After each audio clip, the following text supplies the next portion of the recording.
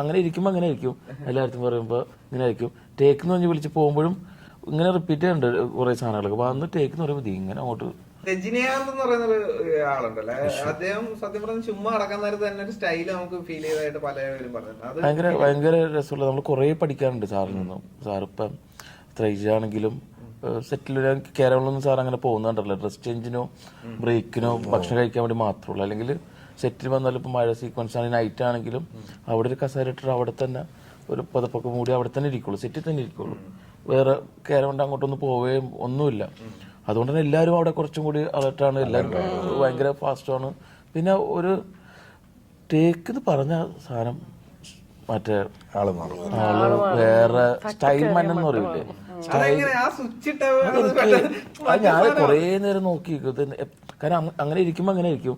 എല്ലായിടത്തും പറയുമ്പോൾ ഇങ്ങനെ ആയിരിക്കും. ടേക്ക് എന്ന് പറഞ്ഞ് വിളിച്ച് പോകുമ്പോഴും ഇങ്ങനെ റിപ്പീറ്റ് ചെയ്യുന്നുണ്ട് കുറെ സാധനങ്ങളൊക്കെ. വന്ന് ടേക്ക് എന്ന് പറയുമ്പോൾ ഇങ്ങനെ അങ്ങോട്ട് വേറെ ആളോ.